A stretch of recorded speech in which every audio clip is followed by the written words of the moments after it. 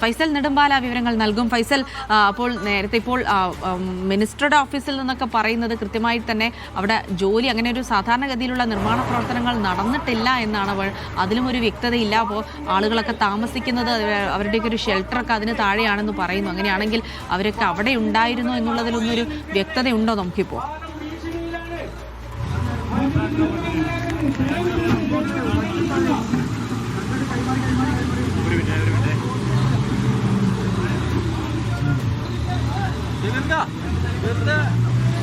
ചോദ്യം വ്യക്തമായി കേൾക്കാൻ സാധിക്കുന്നില്ല. എന്തായാലും ഇവിടെ നമ്മൾ ഇവിടെയുള്ള ദൃക്സാക്ഷികളോട് സംസാരിച്ചപ്പോൾ അവർ തന്നെ പറഞ്ഞത് ഇവിടെ നിർമ്മാണ പ്രവർത്തനങ്ങൾ നടക്കുന്നുണ്ട് എന്നുള്ളതാണ്. അതുകൊണ്ട് തന്നെയാണ് തൊഴിലാളികൾ ഈ ഒരു ഭാഗത്ത് പെട്ടുപോയത് എന്നുള്ള വിവരമാണ് നമ്മൾ ആദ്യം വന്നപ്പോൾ തന്നെ നാട്ടുകാർ ഇവിടെ നിന്ന് കണ്ട കാഴ്ചയിൽ നമ്മളോട് പറഞ്ഞത്. അതുകൊണ്ടാണ് മറ്റുള്ള വാർത്തകൾ എങ്ങനെയാണ് എന്നുള്ള കാര്യങ്ങൾ ഇവിടെ നിന്നിരുന്ന ആളുകളാണ് നമ്മളോട് പറഞ്ഞത് നിർമ്മാണ പ്രവർത്തനങ്ങൾ നടന്നുകൊണ്ടിരിക്കുകയായിരുന്നു, അതിനിടയിലാണ് അപകടം നടക്കുന്നത് എന്നുള്ളതാണ്. തുരങ്കപാതയുമായി ബന്ധപ്പെട്ടുകൊണ്ട് കഴിഞ്ഞ ഒരു വർഷത്തിലധികമായി ഇവിടെ നിർമ്മാണ പ്രവർത്തനങ്ങൾ നടക്കുന്നുണ്ട്.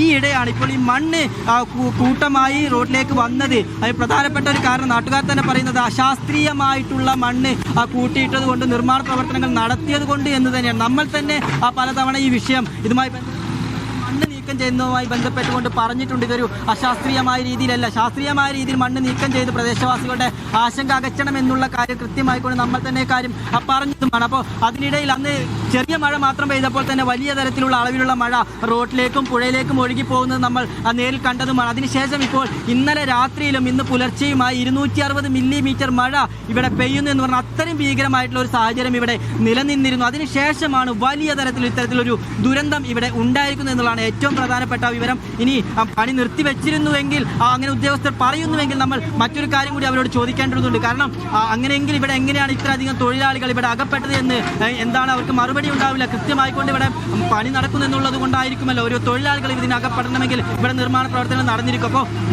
കാര്യങ്ങളൊക്കെ എന്തുകൊണ്ടാണ് പറയുന്നത് നമുക്ക് വ്യക്തമാകുന്നില്ല. നാട്ടുകാർ പറയുന്നു, ഇവിടെയുള്ള ആളുകൾ പറയുന്നു ഇവിടെ പണി നടന്നിരുന്നു എന്നുള്ളത്.